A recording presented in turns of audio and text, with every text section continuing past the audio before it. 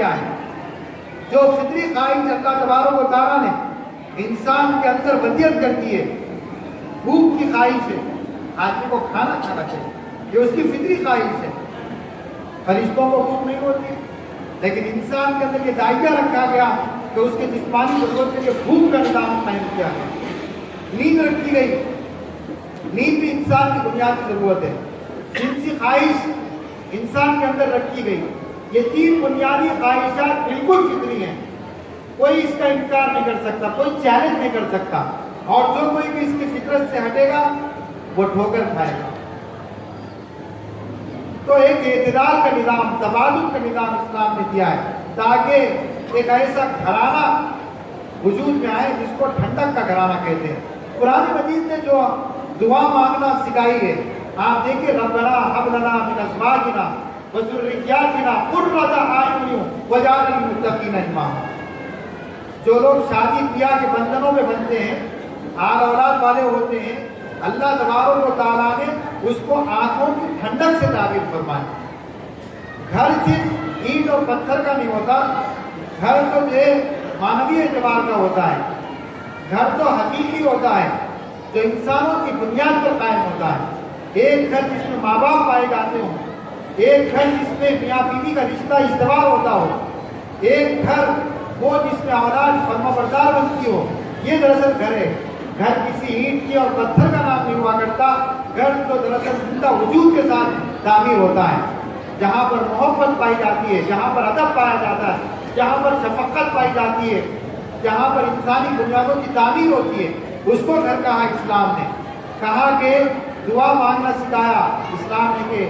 اے اللہ میرے بیوی بچوں کو آنکھوں ٹھنڈک بنا دے، سکون کا ذریعہ بنایا۔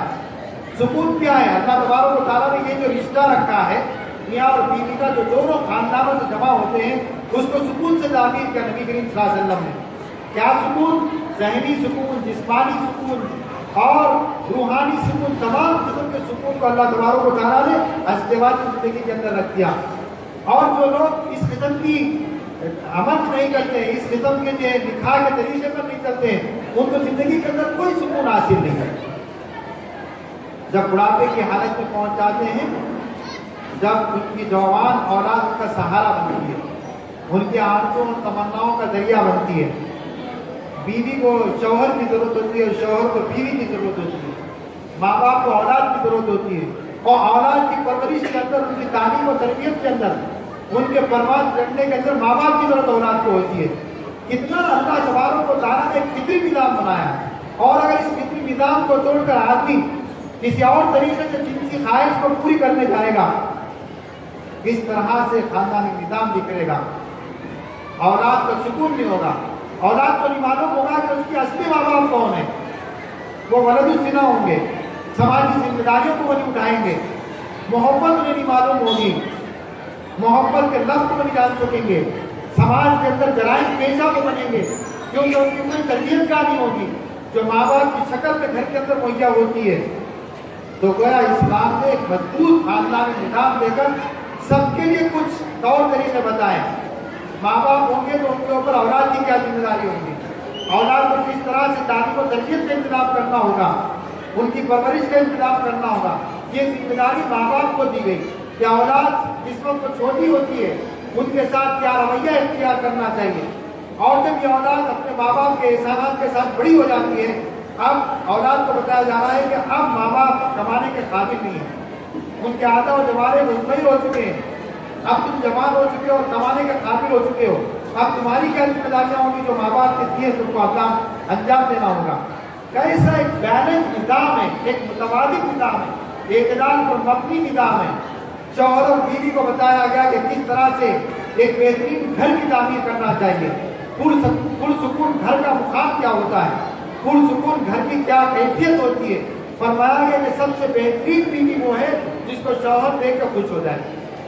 اس کے مال کی حفاظت کرے، اس کے عصمت کی حفاظت کرے، اس کے حق کی حفاظت کرے، پر وقتہ وہ نمازی ہو تو کل قیامت کے روز ایسی عورت کو موقع دیا جائے گا کہ جنت کے جس دروازے سے چاہے وہ جنت میں داخل ہو۔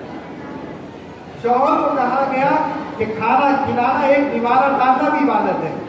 اپنی بیوی کی بچوں کی ضرورت بھی مکمل کرنا، یہ کوئی دنیا کا کام نہیں ہوتا کہ آدمی جائے اور اپنے حلال کے ساتھ محنت اور مشقت کر کے پوری قوتیں لگا کر وہ کماتا ہے دھماتا ہے، اور اس لیے کماتا اور دھماتا ہے کہ وہ اپنے بیوی بچوں کی پرورش کرے۔ رسول اللہ صلی اللہ علیہ وسلم کی حدیث سے یہ بات معلوم ہوتی ہے کہ اس نے کوئی دنیا کا کام نہیں کیا، اس نے عبادت کی ہے۔ اکل حلال کے ذریعے سے اپنی بیوی بچوں کی پرورش کرنا، ان کو کھلانا پلانا پہنانا، ان کے حقوق کو ادا کرنا، یہ بھی عبادت ہے۔ یہ ایک نظام ہے جس کو اس وقت مغربی دنیا ترس کے دیکھ رہی ہے، اور اللہ کا شکر ہے کہ پھر اسلام کی طرف دنیا کی بہت بڑی طاقت آ رہی ہے، بہت بڑی تعداد آ رہی ہے۔ میں اس موقع پر اپنی بات کو طویل کرنے کے بجائے مختصر کرتے ہوئے یہ بات رکھوں گا کہ یہ جو اسلامی تعلیمات کے ثمرات ہیں ہر پہلو سے، اور اس وقت پورا برننگ ایشو بنا ہوا ہے، تو یہ ہم مسلمانوں کی ذمہ داری ہے کہ ہمارے اپنے برادران وطن کے اندر، آپ کو معلوم ہے کہ ہندوستان کے اندر بھی اب جو قوانین بننے جا رہے ہیں اور جس قسم کی باتیں کی جا رہی ہیں، سپریم کورٹ کے فیصلے آپ کے سامنے آ رہے ہیں، ان حالات کے اندر ہماری ذمہ داری بڑھ جاتی ہے کہ ہمارے بھائیوں کو بتائیں کہ اسلامی تعلیمات کی روشنی میں کس قسم کا نظام انسانی زندگی کو اسلام نے دیا ہے۔ میں اس موقع پر اپنی گفتگو کو مختصر کرتے ہوئے دعا کرتا ہوں کہ اللہ تبارک و تعالیٰ ہم کو اپنے فرض منصبی ادا کرنے کی توفیق عطا فرمائے، اور جس ہم محفل میں بیٹھے ہوئے ہیں، اے اللہ اس محفل کو شرف قبولیت عطا فرمائے، ہمارے بیٹھنے کو قبول فرمائے، اور میں نوشہ اور کدھر کے لیے بھی اور دونوں خاندانوں کے لیے دعا کرتا ہوں اللہ تبارک و تعالیٰ ان دونوں خاندانوں کے اندر محبت و محبت عطا فرمائے، ان کے رشتوں کو مزید مضبوط فرمائے، مستحکم فرمائے، ان کو بہترین نیک اور صالح متقیوں پرہیزگار اولاد سے نوازے جو دین کے قیام کے لیے کام کرنے والی ہو۔ وآخر دعوانا ان الحمدللہ رب العالمین۔